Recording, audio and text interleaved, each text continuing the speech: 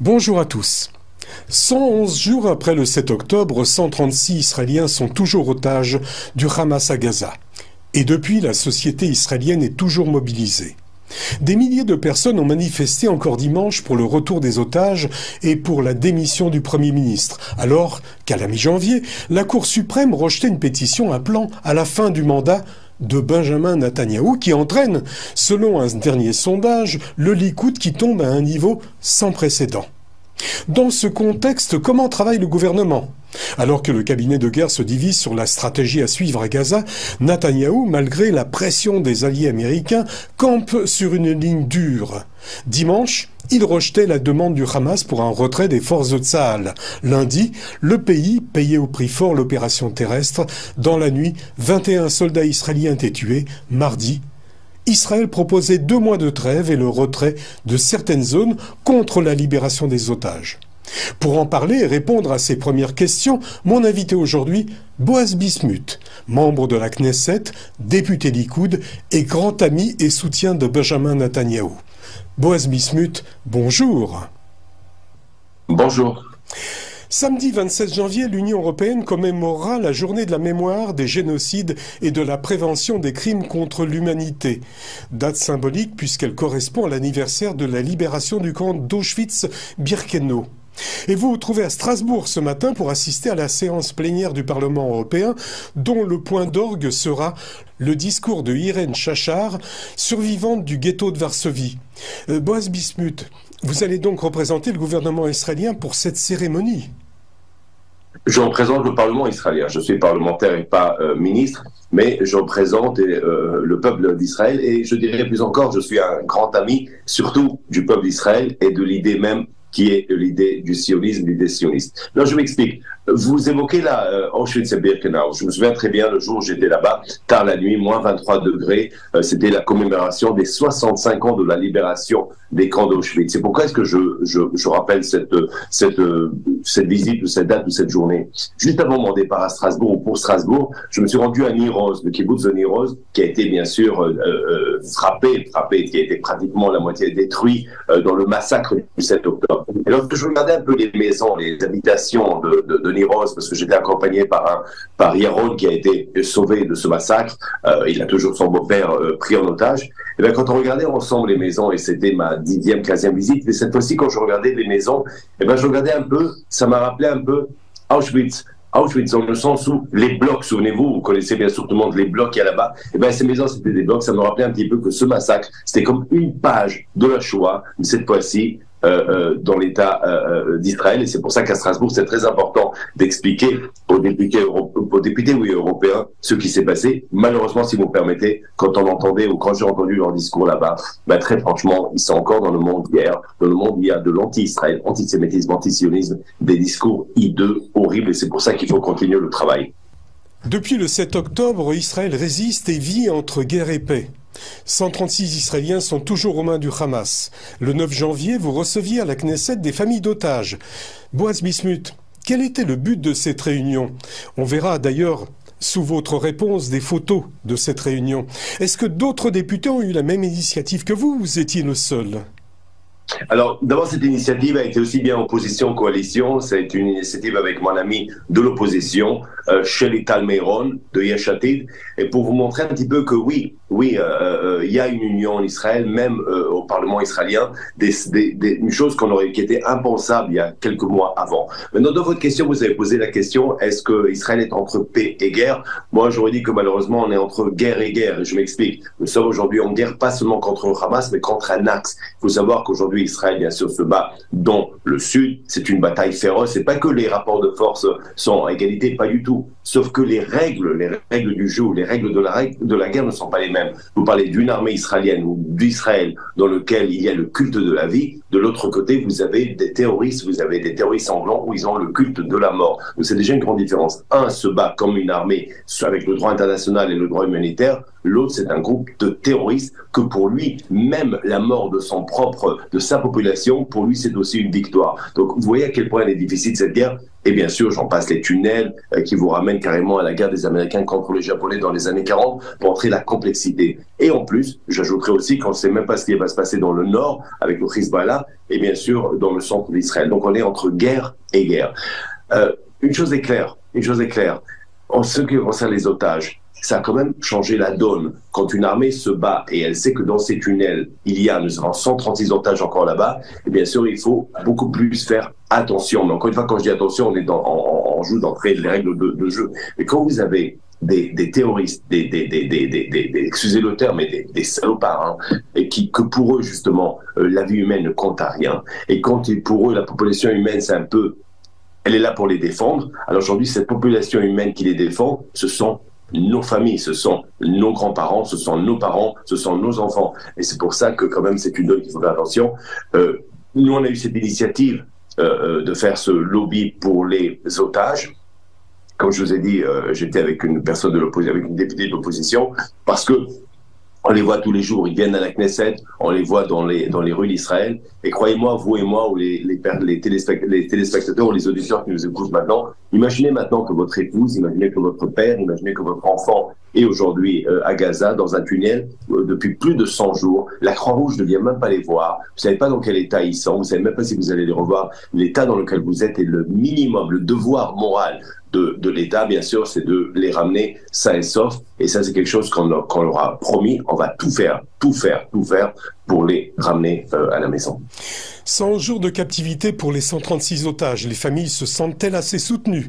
La question peut se poser puisque samedi soir, des milliers de manifestants se sont rassemblés à Tel Aviv, Jérusalem et même devant la résidence du Premier ministre à Césarée. Il y en a certains qui ont campé sous ses fenêtres. Lundi, une séance de la commission des finances de la Knesset a été perturbée par des familles d'otages. Alors, Boaz Bismuth, les colères qui se manifestent contre le gouvernement, est-ce qu'elles sont légitimes pour vous?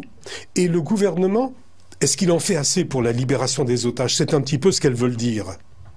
Alors voilà. D'abord, est-ce que c'est légitime de manifester, de crier, d'être pas content? Bien sûr. Bien sûr, les familles des victimes et les familles des otages ont tous les droits. Tous les droits. C'est clair, on est une démocratie. En plus, ils sont très affectés et mon cœur est avec eux. Clair.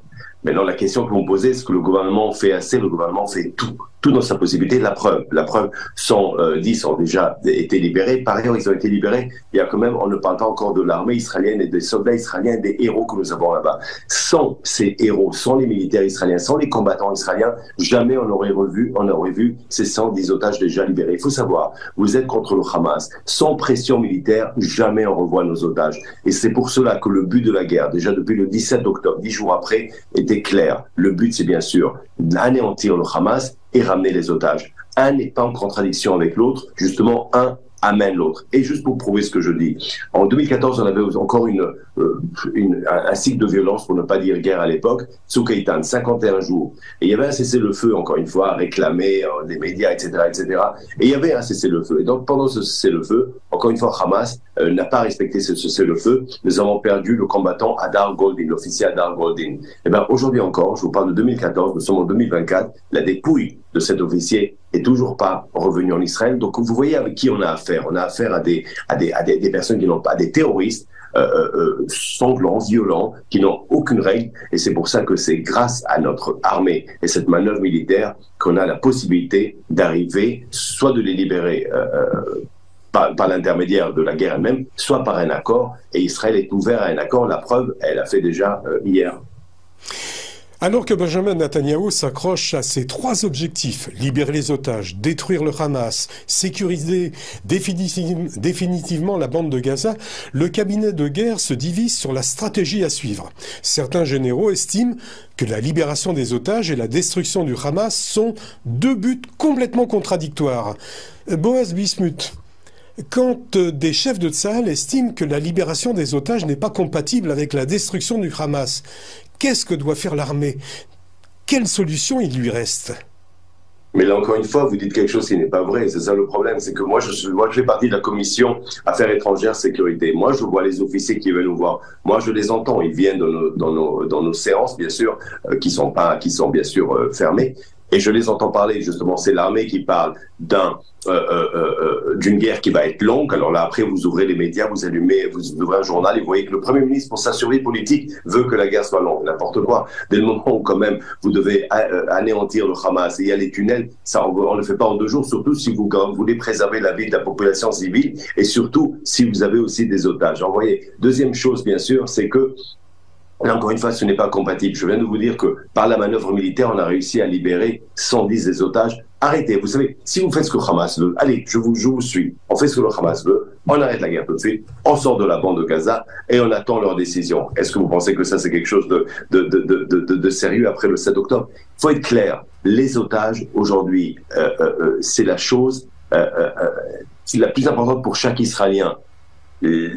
Ramener les otages, et bien sûr, faire en sorte, vous avez dit, sécuriser la bande de Gaza. Non, sécuriser Israël, sécuriser le sud d'Israël. Et ça, c'est l'objectif numéro 2. Comment est-ce que ça serait possible de sécuriser le sud d'Israël? Comment ça serait possible de ramener les civils en Israël dans leur ville à Sderot, au Kibbutz Nir Oz, ou à Be'eri, ou à Netivot, si il reste là-bas une entité terroriste comme le Hamas? Ça y est, on a compris une chose le 7 octobre. C'est le passé ne sera pas le futur. Ça veut dire quoi le futur? Le futur, c'est que nos frontières, nord, sud, centre, soient propres de terroristes. Alors justement, Netanyahou campe sur une ligne dure, donc, malgré la pression de Joe Biden. Je vous arrête tout de suite, c'est pas Netanyahou. C'est ça l'erreur que vous faites. On est Israël aujourd'hui, on n'est pas Netanyahou, c'est Israël. Qu'on soit droite, gauche, là j'étais à Strasbourg, je suis à Strasbourg, avec une députée de Yair Lapid, d'opposition, Meirav Ben-Ari. Qu'est-ce que vous pensez? Qu'elle ne veut pas anéantir Hamas? Qu'est-ce que vous pensez? Que l'opposition voudrait maintenant que Hamas reste là-bas? Sauf que, il y a une façon dont on présente les choses. Et moi, ce qui me peine beaucoup, et j'entendais dans les discours à Strasbourg, c'est comme si c'était Netanyahou contre les civils à Gaza. Non, c'est Israël contre le terrorisme. C'est ce que présente aussi I24, que je suis régulièrement. C'est pour ça que je vous pose ce type de questions. En début de semaine, Israël proposait, sous les auspices du Qatar, 2 mois de trêve et le retrait de certaines zones contre la libération des otages. Mercredi, on apprenait que des discussions intenses optaient pour une trêve d'1 mois avant de mettre fin à la guerre, mais qu'un accord restait toujours, et je mets ça entre guillemets, toujours possible. Alors Boaz Bismuth, dans cet accord Israël-Hamas, qui prévoirait un échange d'otages israéliens contre des prisonniers palestiniens et accorderait l'exil à Sinar et Deif, les instigateurs du 7 octobre. Vous avez des informations? C'est une annonce qu'a fait I24. Ah, je vais vous dire quelque chose. D'abord, bien sûr, je ne pense pas qu'il faudrait dans les médias, qu'il faille dans les médias révéler un petit peu ce qu'Israël veut faire, va faire, je ne sais pas, les décisions qu'on peut prendre, ou quelle est notre ligne rouge, parce que nous sommes bien sûr ces négociations et la vie de ces otages est ô combien importante. Sauf que le Qatar lui-même, il faut comprendre une chose, le Qatar c'est quand même celui qui est un petit peu le parrain pendant des années du Hamas, c'est celui quand même qui l'alimentait financièrement. On voit que ces finances n'ont pas servi à construire des hôpitaux, voire des écoles, voire des gratte-ciels. Tout cet argent a financé cette guerre qu'on a devant nous. Cet argent, finalement, a financé quoi? A financé le massacre du 7 octobre. Alors, le Qatar doit faire son choix. Il doit décider, est-ce que je suis les pompiers ou le pyromane qui prennent la décision? C'est difficile de suivre. Moi, j'ai mon idée. Mais comme maintenant, ils nous servent un petit peu pour la négociation, je vais être très poli à leur égard. Mais je vais dire une chose, c'est que lorsque j'entends le Qatar, hier ou avant-hier, accuser Netanyahou justement dans le fait que les négociations n'avancent pas, ça fait partie de toute cette guerre psychologique du côté de certains députés que j'ai vus ici au Parlement européen, bien sûr du Hamas avec les otages et toute sa guerre psychologique, bien sûr le Qatar aussi. Et ils font tout maintenant que ce soit une guerre psychologique. Écoutez, les choses sont très très simples. Je sais que ça a l'air compliqué. Les choses sont simples. Dans cette guerre, il y a quand même les agresseurs et il y a les agressés. Il y a ceux qui ont le droit de se défendre et il y a ceux qui utilisent leur population pour se défendre et que c'est quand même je dirais,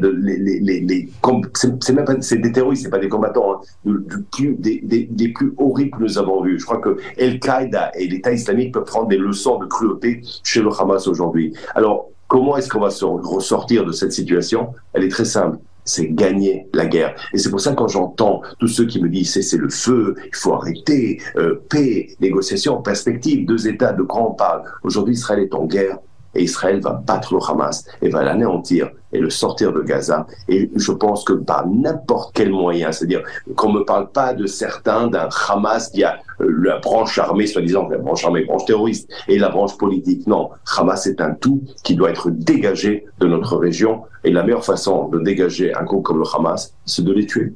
Alors juste une précision. Dites-moi, la France a envoyé des médicaments.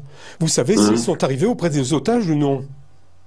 Très bonne question. Vous savez, d'abord, il faut rappeler qu'on a mis plus de 100 jours pour amener des médicaments aux otages. Il faut rappeler aussi que la Croix-Rouge n'a toujours pas visité les otages. Il faut savoir aussi que toutes ces organisations, droits de la femme, droits de l'enfant, droits de l'homme, droits de tout ce que vous voulez, je les entends pas. Je les entends pas. Il y a quand même un bébé qui vient de fêter le 18 janvier, je pense, c'est 1 an. Kfir Bibas, un an, un otage qui a 1 an. Donc regardez un petit peu de quoi on vit. Moi, je regarde comme ça les députés qui tiennent leur discours sur la cruauté d'Israël, sur le droit humanitaire, sur la souffrance des Palestiniens, alors que j'ai des jeunes filles là-bas que je veux même pas penser ce qu'elles subissent là-bas. Alors pour les médicaments, moi j'espère, mais avec le Hamas, on peut. Moi, très franchement, c'est-à-dire avoir confiance dans cette organisation, je n'ai jamais eu. Ce qui me fait beaucoup de peine, et ça c'est pour rappeler un petit peu aux gens, aux personnes, c'est qu'en 2006 quand même, moi j'ai aucune confiance à un groupe terroriste. Chaque personne normale n'a pas confiance à un groupe terroriste. Dans les élections chez les Palestiniens à Gaza, 65% des Palestiniens ont eu confiance, leur ont donné confiance, ont voté pour eux, connaissant très bien leur charte qui nie mon existence. Et pas plus tard qu'il y a quelques semaines, Fatrishka, qui est quand même un chercheur palestinien, il fait des sondages en Judée-Samarie, si vous préférez appeler ça le West Bank, mais en Judée-Samarie, un sondage parmi les Palestiniens, pas de Gaza, de l'autre côté, les modérés, les gentils, si vous voulez, 73% d'entre eux pensent que le 7 octobre est quelque chose de positif, malgré les conséquences. Alors vous voyez un petit peu de quoi on parle. Alors quand vous parlez de confiance, voilà les personnes à qui je dois donner confiance. Pour le futur, Netanyahou refuse un contrôle palestinien sur la bande de Gaza et pense qu'Israël doit s'assurer que Gaza ne constituera plus une menace. Des propos, bien sûr, qui irritent le président américain. De son côté, Yoav Gallant pense que tant que la guerre continuera à Gaza, les combats se poursuivront dans le nord du pays. Et l'armée israélienne doit se préparer à une présence d'au moins 1 an dans la bande de Gaza. Boaz Bismuth, vous pensez qu'Israël aura les moyens, les finances, l'envie de gérer ou d'administrer ce territoire qui restera de toute façon, il restera hostile quand même? Non, il ne restera pas hostile et c'est pour ça qu'on est est en guerre et c'est pour ça que moi, toutes ces familles qui ont perdu leurs enfants, leurs papas, les plus proches, eh ben, ils ne sont pas partis, morts en vain. Il y a un but à cette guerre, c'est que ce territoire ne soit plus hostile. C'est fini. On est parti là dans une espèce d'une fantaisie en 93 en pensant qu'il y aura la paix, tout le monde nous aime, on va même les armer.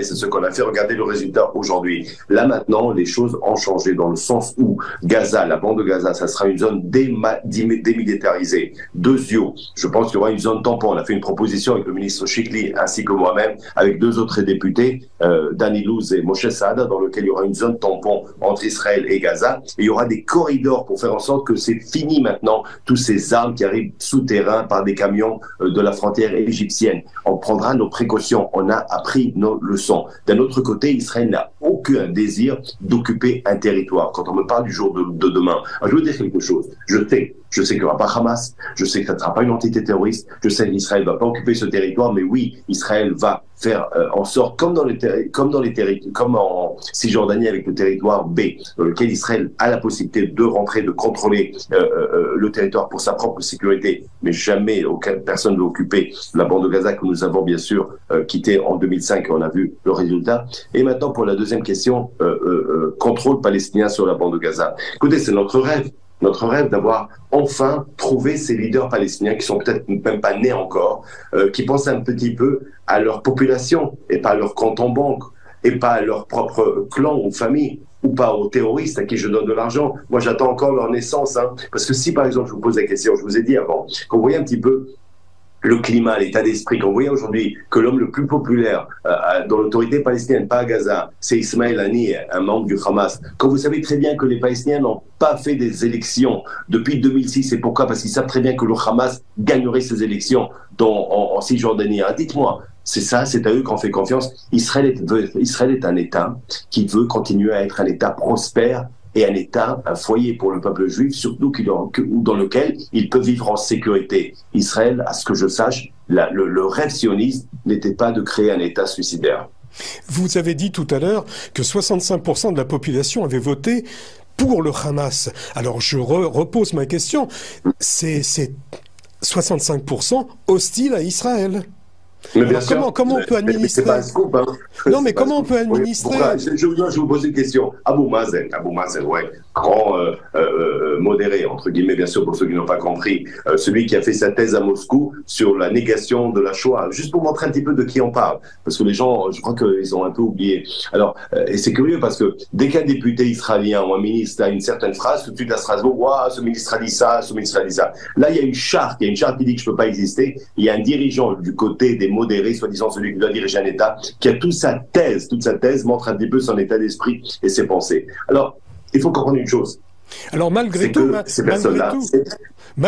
vous allez pouvoir essayer de lui faire confiance alors? Non, moi je vous explique une chose. 7 octobre, quelque chose s'est passé.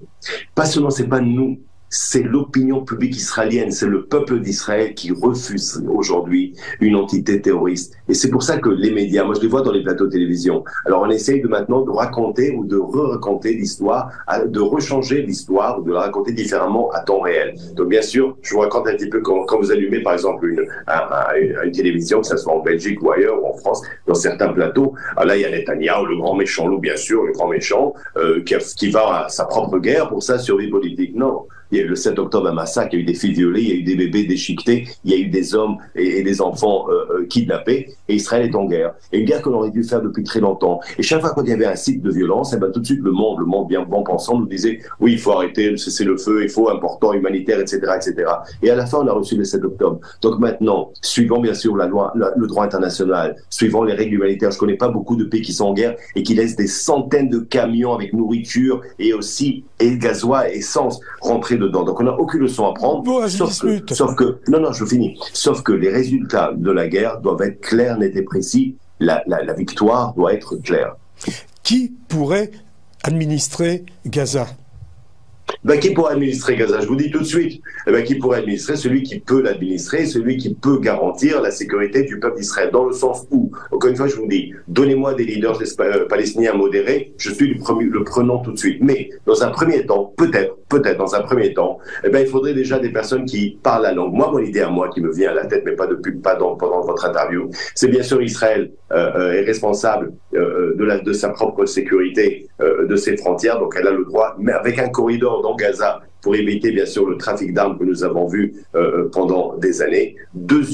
Une zone démilitarisée, que ce soit 3 pays arabes, je donne un exemple, l'Égypte, parce qu'elle est quand même un pays frontalier de la bande de Gaza, elle est pour la sécurité, l'Arabie Saoudite qui pourrait très bien financer, et nos amis des Émirats Arabes Unis avec leur vision, on a vu très bien qu'ils sont visionnaires, ce qu'ils ont fait de Dubaï et d'Abu Dhabi. Et donc c'est pour ça que moi, je voudrais un Gaza prospère. Et par ailleurs, maintenant, pendant que je vous réponds à votre question, vous savez que la guerre que nous faisons maintenant, elle n'est pas seulement pour nous, elle est aussi pour le monde occidental, mais elle est même aussi pour les Palestiniens. Parce que si vous êtes là à respecter, je parle maintenant au monde, si vous êtes là à respecter les Palestiniens, si vous voulez un bon avenir pour les Palestiniens, si vous voulez qu'ils aient une vie prospère, faites en sorte qu'ils soient dirigés par des personnes quand même à qui la vie humaine compte. Voilà. Joe Biden craint de payer au prix fort son soutien à Israël. Il doit faire face à des critiques au sein de son propre camp, alors qu'il entre dans une campagne difficile pour sa réélection en novembre prochain. Pour lui, l'avenir de Gaza et son administration serait tellement prépondérant qu'il entrevoit un futur, mais qui passerait par-dessus Netanyahou.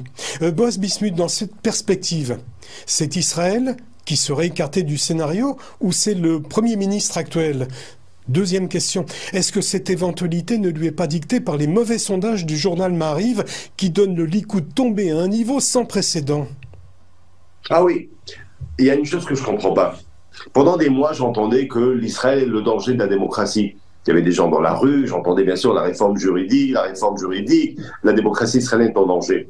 Mais là, ce que j'entends, vous parlez d'un leader que je respecte beaucoup, le président des États-Unis, ou certains journalistes ou certains commentateurs, oui, il faut passer au-dessus de Netanyahou. Netanyahou, il n'y a pas eu de coup d'État en Israël. Vous savez, il y a eu des élections. Ce monsieur a dépassé Ben Gurion, ça fait plus de 16 ans qu'il est Premier ministre. C'est le peuple d'Israël, lui tout seul, qui va décider qui sera son Premier ministre. Il y a eu des élections en Israël. Netanyahou a gagné, le Likoud a gagné des élections. Il y aura des élections, quand il y aura des élections, celui qui gagnera sera le Premier ministre. Maintenant, en ce qui concerne Biden, président Biden, à qui je suis hyper reconnaissant à tous les Américains, lorsqu'il soutient bien sûr Israël, je dirais que qui ne peut pas soutenir Israël, il faut être vraiment ou quelqu'un d'ignorant ou quelqu'un d'antisémite pour ne pas soutenir Israël à l'heure actuelle. Nous avons quand même une guerre, et désolé pour la phrase la plus simple que je pourrais avoir de CP1 si vous préférez, il y a les gentils contre les méchants. Ceux qui voient pas l'image claire dans cette histoire, eh ben, ils ont un grand problème.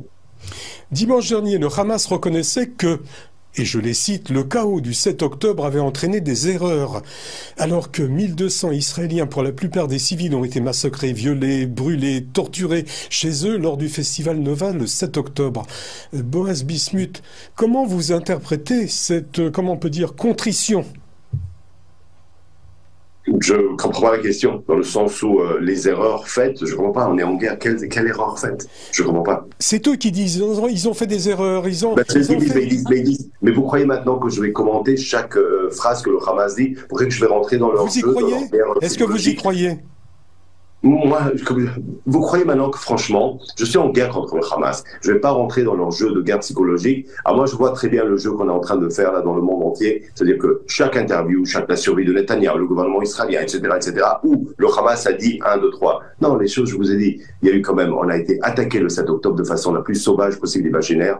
On a eu une quantité de victimes, et jamais dans l'histoire d'Israël, en une journée, on a perdu autant de personnes qui nous sont tellement chères parce que nous sommes qu'une seule famille. Nous avons des otages aujourd'hui à Gaza. Nous avons des soldats, des héros. Nous avons une génération qui se montre héroïque et qui veulent qu'une seule chose, c'est finir le travail. Vous les voyez, moi je vais dans le sud et dans le nord, et je vois comment nos soldats dans le nord veulent qu'une seule chose, c'est finir avec le Hezbollah, et dans le sud, c'est anéantir le Hamas. Alors vous croyez vraiment aujourd'hui en Israël que je vais commenter une phrase du Hamas? Le Hamas, pour moi, le Hamas, les leaders du Hamas, les terroristes du Hamas, c'est des morts vivants. Israël paye au prix fort l'opération terrestre. Lundi, 24 soldats israéliens tombaient encore à Gaza. Leur mort porte à 219 le nombre de soldats israéliens tués dans la bande de Gaza et 556 depuis le 7 octobre. Israël, tête d'épingle entourée de pays belliqueux, comment Boaz Bismuth voit son propre avenir et le futur d'Israël? Très bien. On va gagner cette guerre. Il faut lever la tête. Déjà, on la gagne. Il faut savoir une chose, il y a quand même des rapports de force. On a l'armée la plus forte de la région.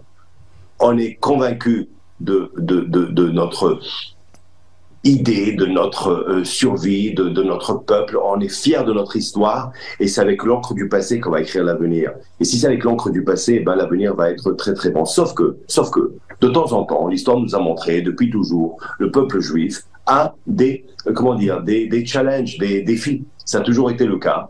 On a pensé avec l'État d'Israël les 20 dernières années, avec tous ces discours que ça y est, on est tous frères et cousins et le monde est beau, et les guerres, l'époque des guerres est révolue. Là, le monde aussi s'est un petit peu réveillé parce que vous avez deux guerres en parallèle. On n'est pas le seul. Il y a aussi Russie et Ukraine. Donc le monde comprend un petit peu que la guerre n'est malheureusement, n'est pas démodée. On découvre encore que l'antisémitisme, depuis le Marchand de Venise que Shakespeare a écrit en 1596, l'antisémitisme existe toujours et probablement existera toujours. Et de la même façon que probablement l'antisémitisme, on va pas l'anéantir, mais on va le combattre. Le terrorisme va toujours montrer ses ongles, montrer ses dents, sa cruauté. Mais en ce qui nous concerne, la règle numéro 1, et c'est pour ça qu'Israël a été créé, et c'est pour ça que le juif est retourné dans sa patrie, c'est de protéger que le juif a le droit, comme n'importe quelle autre nation, de vivre en paix. Alors vous allez bien sûr peut-être me relancer, comme certains me font en Strasbourg, et les Palestiniens n'ont pas le droit, mais ceux qui ont le droit. Mais regardez, depuis 1936 avec le Peel Conference, et en 47, et en 48, et avec Olmert, et avec Barak, combien d'occasions on était prêt à recevoir tout ce qu'ils veulent. Et là, il y a quelques jours sur la 5, j'ai vu une émission, c'est un plateau de télévision, il y avait je crois que c'est une journaliste de Libération ou rédactrice, son chef adjoint, je me souviens plus très bien du nom, était là à dire que non, elle accepterait pas un tout petit pays de la Palestine, invivable, etc., etc. Eh ben nous, 3 ans après ou 4 ans après les camps de concentration, quand il y a eu le partage, Israël était toute petite, sud-nord, on n'avait même pas les grandes villes que nous avons aujourd'hui. Jérusalem, notre ville, la capitale du roi David, était même pas la nôtre. Et qu'est-ce qu'on a fait? Vous savez ce qu'on a fait? On a dansé dans les rues de joie. Et personne à l'époque disait, oh là là, c'est trop petit, comment est-ce qu'ils vont vivre? Non, on a pris ce qu'il y avait, on a levé les manches et on a travaillé, des médecins ont travaillé la terre, des avocats ont amené, je sais pas, le lait le matin, aller traiter les vaches, et on a fait un pays. Et tant que les Palestiniens vont pas apprendre ça, tant qu'ils penseront que pour eux, le fait que le juif n'ait pas d'État est plus important que le fait qu'eux, ils aient un, tant qu'ils seront dans cette logique, eh ben on restera dans ce climat de guerre permanente, de frustration permanente de leur côté, et nous, on devra se défendre, et on sait le faire. Mon invité aujourd'hui était Boaz Bismuth, membre de la Knesset, député du Likoud, grand ami et soutien de Netanyahou et qui défend très bien Israël. Boaz Bismuth, merci beaucoup d'avoir répondu à mes questions. Je vous laisse rejoindre la séance plénière du Parlement européen. Bonne journée. Merci de m'avoir invité. Merci beaucoup. Et bon retour en Israël. Et bonne nouvelle. Merci.